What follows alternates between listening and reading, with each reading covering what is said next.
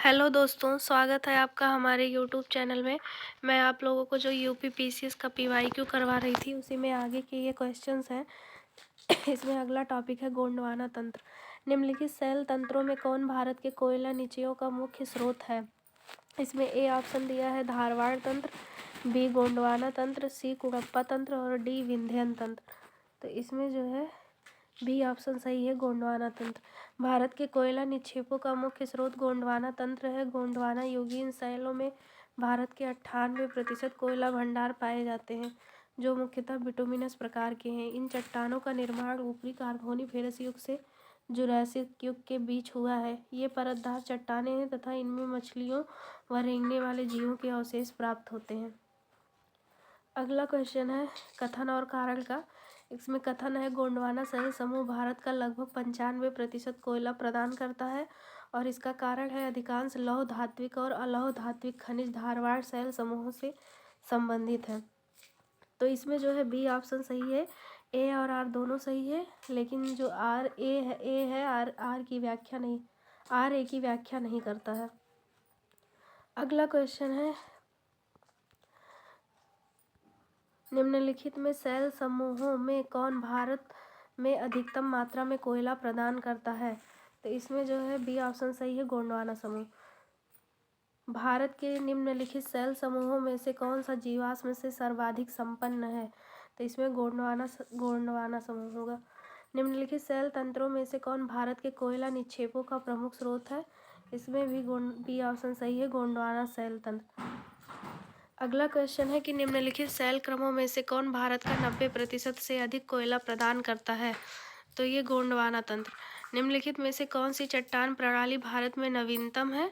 तो ये जो है इसमें भी डी ऑप्शन सही है, गोंडवाना तंत्र। गोंडवाना चट्टानी क्रम भारत में नवीनतम है। भारत की चट्टान प्रणाली का प्राचीनतम से नवीनतम क्रम इस प्रकार है: Archean, Dharwad, Cuddapah, Vindhyan, Gondwana, Deccan trap, tertiary और क्वार्टरी। उल्लेख है कि भारत का अधिकांश कोयला गोंडवाना क्षेत्र से ही प्राप्त होता है। अगला क्वेश्चन है कि भारत में निम्न में से किस क्षेत्र में मृदा अपरदन की समस्या गंभीर है? ए ऑप्शन है मालवा पठार, बी शिवालिक पहाड़ियों के पाद क्षेत्र से दंडकारण्य और डी मेघालय पठार। तो इसमें जो है ए ऑप्शन सही है, मालवा पठार। भारत में मृदा अपरदन एक गंभीर समस्या है जिसमें चंबल नदी के उत्खात क्षेत्र भारत में मालवा पठार का चंबल नदी बाह्य क्षेत्र अवनालिका अपरदन से सर्वाधिक प्रभावित है। अगला टॉपिक है जलोढ़ मृदा से। तो इसमें पहला क्वेश्चन है भारत में सबसे अधिक उपजाऊ मृदा कौन सी है? तो इसमें जो है लाल मृदा, काली मृदा, जलोढ़ मृदा और चूनेदार मृदा। इसमें सी ऑप्शन सही होगा, जलोढ़ मृदा। क्षेत्रफल की दृष्टि से भारत में सबसे अधिक क्षेत्रफल पर जलोढ़ मृदा विस्तृत है, जिसका विस्तार देश के लगभग 43% भूभाग पर है। जलोढ़ मिट्टी का निर्माण नदियों के निक्षेपण से होता है। जलोढ़ मिट्टी में नाइट्रोजन एवं ह्यूमस की मात्रा कम होती है। इस मिट्टी में पोटास एवं चूना पर्याप्त मात्रा में होता है। भारत में उत्तर का मैदान, ब्रह्मपुत्र और गोदावरी का मैदान, कावेरी का मैदान आदि जलोढ़ मिट्टी के निक्षेपण से बने हैं। इस मिट्टी में गेहूँ, धान, अरहर, चना, मसूर, आलू, मक्का आदि उगाए जाते हैं। पुरानी जलोढ़ मृदा को बांगर और नवीन जलोढ़ मृदा को खादर कहा जाता है। अगला क्वेश्चन है भारत में कौन सी मिट्टी सर्वाधिक क्षेत्रफल पर विस्तृत है? ए ऑप्शन है काली मिट्टी, बी लाल मिट्टी, सी लैटेराइट मिट्टी और डी जलोढ़ मिट्टी। तो इसमें डी वाला ऑप्शन सही होगा, जलोढ़ मिट्टी। अगला क्वेश्चन है कि गंगा घाटी में बांगर मिट्टी पाई जाती है। नदी नितल में बाढ़ प्रभावित क्षेत्रों में बाढ़ की वर्तमान सीमाओं से ऊपर और गोखुर झीलों के किनारे। तो ये जो बांगर मिट्टी होती है पुरानी जलोढ़ की मृदाएं होती हैं।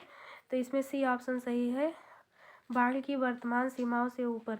बांगर मिट्टी ऐसी मिट्टी है जहां बाढ़ के समय जल नहीं पहुंच पाता, अर्थात बाढ़ प्रभावित क्षेत्रों के ऊपरी भाग पर निक्षेपित मिट्टियां होती हैं।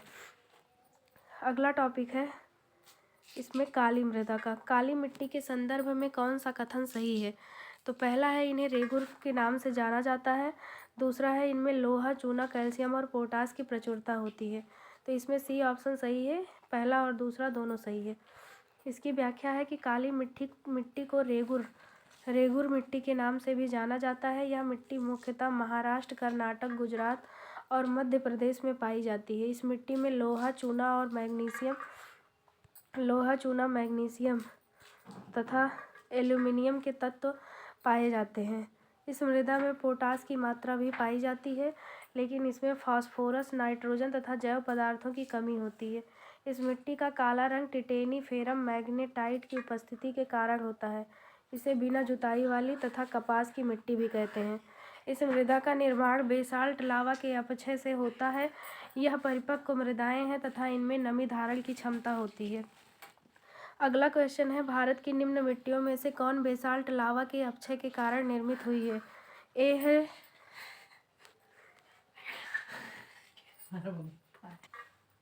भारत की निम्न मिट्टियों में से कौन बेसाल्ट लावा के अपक्षय के कारण निर्मित हुई है?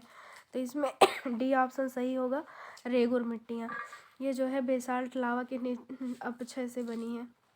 निम्नलिखित कथनों में कौन सही नहीं है? ए दिया है कि काली मिट्टी को स्थानीय भाषा में रेगुर कहा जाता है।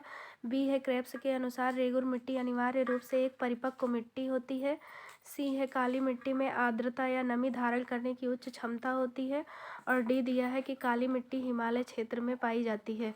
तो यही डी ऑप्शन सही है, काली मिट्टी हिमालय क्षेत्र में नहीं पाई जाती है। अगला क्वेश्चन है, कथन दिया है कि काली मिट्टी कपास की खेती के लिए उपयुक्त होती है और इसका कारण है इसमें जैव तत्व प्रचुर मात्रा में होता है। तो इसका जो है ए और आर दोनों, ए सही है लेकिन आर गलत है क्योंकि ये इसमें जैव तत्व नहीं पाया जाता है। अगला क्वेश्चन है, किस मृदा को कम सिंचाई की आवश्यकता होती है क्योंकि वह मृदा नमी को रोक रखती है? तो इसमें जो है बी ऑप्शन सही होगा, काली मृदा। अगला क्वेश्चन है, भारत की निम्नलिखित मिट्टियों में से कपास की खेती के लिए कौन सी सर्वाधिक उपयुक्त है? तो इसमें ए ऑप्शन सही होगा, रेगुर मिट्टी। अगला क्वेश्चन है कि भारत की काली मिट्टी उत्पादन के लिए बहुत उपयुक्त होती है। कपास की फसल के लिए, धान की फसल के लिए, गन्ने की फसल के लिए, गेहूं की फसल के लिए? इसमें जो है ए ऑप्शन सही होगा, कपास की फसल के लिए। भारत में काली मिट्टियों के बारे में निम्न में से कौन सा कथन सही नहीं है? ए दिया है कि इनका विकास बेसाल्ट चट्टान पर हुआ है। बी, महाराष्ट्र में खूब फैली हैं। सी, जैविक पदार्थ में संपन्न परंतु लोहे में विपन्न है। डी दिया है कि स्वतः जुताई वाली मिट्टियां हैं। इसमें जो है सी ऑप्शन सही होगा, ये जैविक पदार्थ में संपन्न परंतु लोहे में विपन्न है, यही सही नहीं है।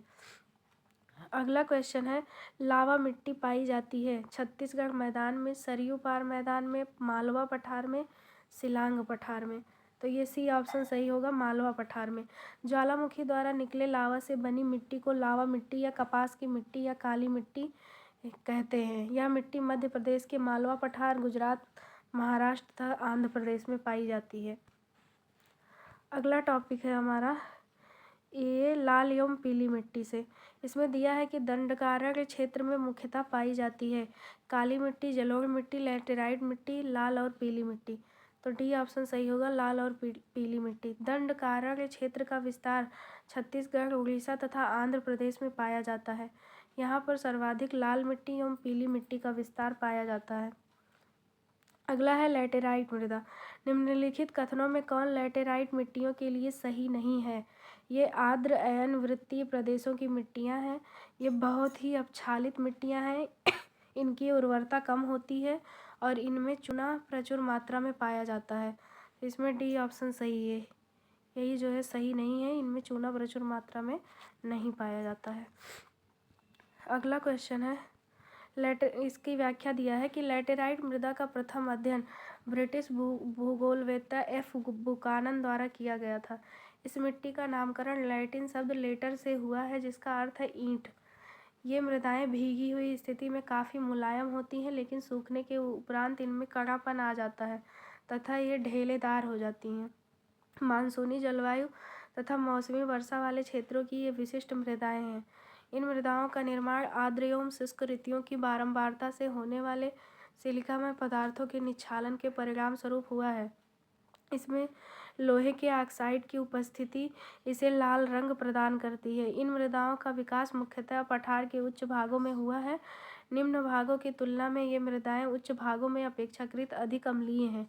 इनमें नाइट्रोजन, फॉस्फेट, चूना और जैविक पदार्थों की कमी पाई जाती है तथा लौह ऑक्साइड और पोटास की अधिकता पाई जाती है। हालांकि इनकी उर्वरता निम्न है, किंतु उर्वरकों के प्रयोग से इनमें मुख्यतः चावल, कहवा, रागी, गन्ना, काजू आदि की खेती की जाती है। अगला क्वेश्चन है कि भारत में निम्नलिखित में से कौन सा मृदा प्रारूप लोहे का अतिरेक होने के कारण अनुर्वर होता जा रहा है? तो इसमें डी ऑप्शन सही होगा, लैटेराइट मृदा। भारत में लैटेराइट मिट्टी के बारे में निम्न में से कौन सा कथन सही नहीं है? इसमें जो है सी ऑप्शन सही है, ये लोहांश में विपन्न परंतु नाइट्रोजन में संपन्न है। अगला क्वेश्चन है लैटेराइट मिट्टियों का प्राधान्य है, तो इसमें जो है ए ऑप्शन सही है, मालाबार का तटीय प्रदेश। भारत में मालाबार तटीय प्रदेश, महाराष्ट्र के पूर्वी भाग, पश्चिमी घाट, कर्नाटक, असम में लैटेराइट मिट्टी विस्तारित है। अगला टॉपिक है अन्य तथ्य में दिया है कि निम्नलिखित युग्म में से कौन सही सुमेलित नहीं है? तो इसमें दिया है जलोढ़ मिट्टी उत्तर प्रदेश, ये सही है। काली मिट्टी महाराष्ट्र, ये भी सही है। लैटेराइट मिट्टी बिहार दिया है, यही गलत है। और लाल मिट्टी तमिलनाडु। इसकी व्याख्या देखते हैं। सी ऑप्शन ही इसमें जो है गलत है। लैटेराइट मिट्टी जो है ये केरल और असम में पाई जाती है। अगला क्वेश्चन है, एक तरफ मिट्टी दिया है और दूसरी तरफ राज्य, इनको मिलाना है। जलोढ़ दिया है तो जलोढ़ उत्तर प्रदेश में पाया जाएगा। काली मिट्टी जो है महाराष्ट्र में, लाल जो है ये आंध्र प्रदेश में और मरुस्थलीय राजस्थान में। तो इसमें जो है बी ऑप्शन सही होना चाहिए, 2, 3, 4, 1। अगला है यूरिया के लगातार प्रयोग से मृदा बन जाती है, तो ये जो है अम्लीय बन जाती है। यूरिया के लगातार प्रयोग से मृदा की प्रकृति अम्लीय हो जाती है। साथ ही यूरिया जमीन में रिस कर जाता है तथा नाइट्रोजन से मिलकर नाइट्रोसोमाइन बनाता है, जिससे दूषित पानी पीने से कैंसर और रसौलिया हो सकता है। क्षारीय मृदा के सुधार के संदर्भ में कौन से कथन सही हैं? पहला है जिप्सम का प्रयोग किया जाता है, दूसरा पायराइट का प्रयोग किया जाता है।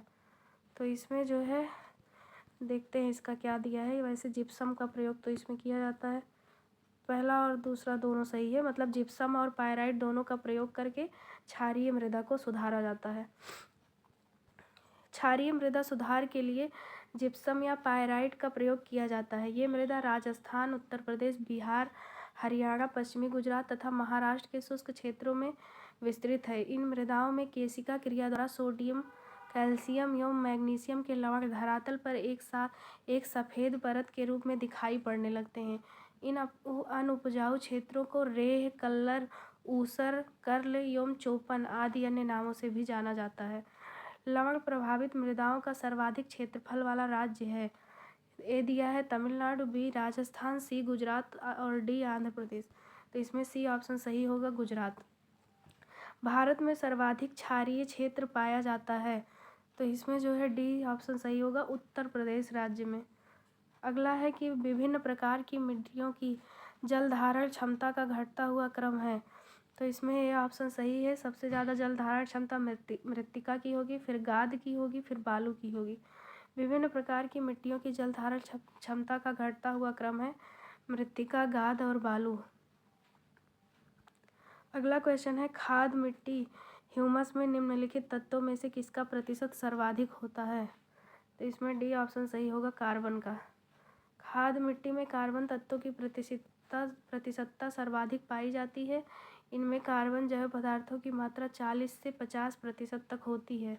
इन मृदाओं का विकास भारी वर्षा एवं उच्च आर्द्रता से युक्त उन क्षेत्रों में होता है जहाँ वनस्पतियों की वृद्धि अच्छी होती है, अतः इन क्षेत्रों में मृत जैव पदार्थ बड़ी मात्रा में इकट्ठे हो जाते हैं। इस मृदा का विस्तार बिहार के उत्तरी भाग, उत्तराखंड के दक्षिणी भाग, बंगाल के तटीय क्षेत्र, उड़ीसा एवं तमिलनाडु में पाया जाता है।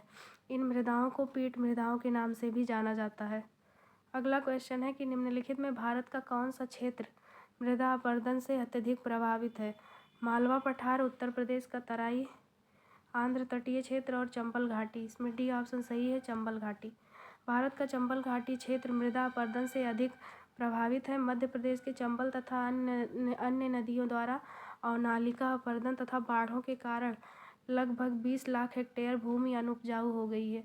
अकेले इटावा में ही 48,000 हेक्टेयर भूमि स्थित है। यह भूमि चंबल व यमुना कछारी भागों में अवनालिका अपरदन के कारण ही बंजर हो गई है। अगला क्वेश्चन है कि भारतीय मृदाओं में जिस सूक्ष्म तत्व की सर्वाधिक कमी है वह है तांबा, लोहा, मैंगनीज या जस्ता। तो इसमें डी ऑप्शन सही होगा, जस्ता। भारतीय मृदाओं में कुछ सूक्ष्म तत्वों की कमी है जिसमें प्रमुख तत्व जस्ता है।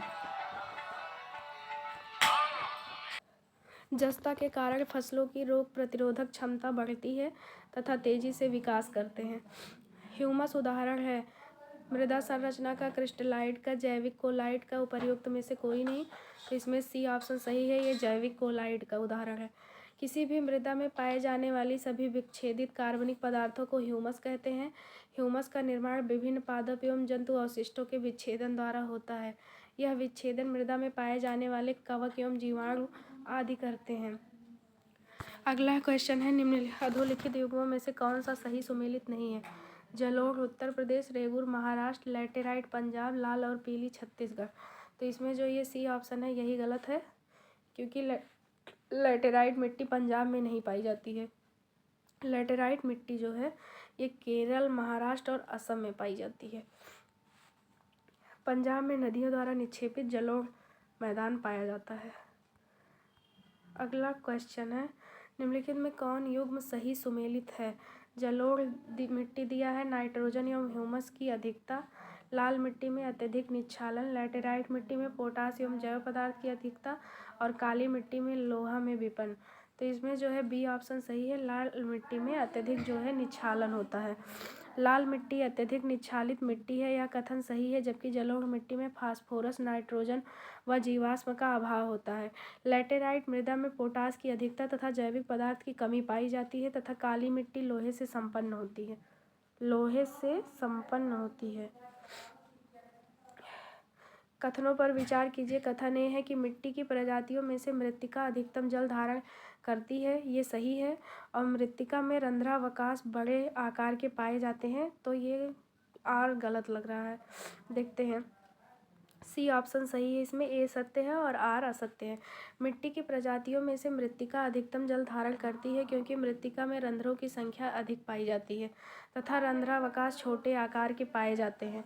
अगला क्वेश्चन है भूवैज्ञानिक कालानुक्रम के अनुसार अधोलिखित का सही क्रम है अरावली, पूर्वी घाट, दक्कन ट्रैप, हिमालय।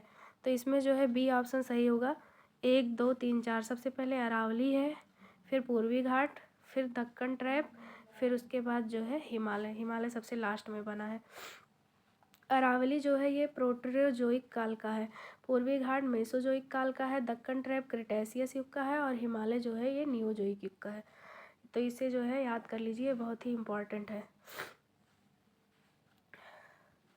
आगे का टॉपिक सिंचाई और नदी घाट की परियोजनाओं से है, इसको हम लोग अगले वीडियो में देखेंगे। Thank you.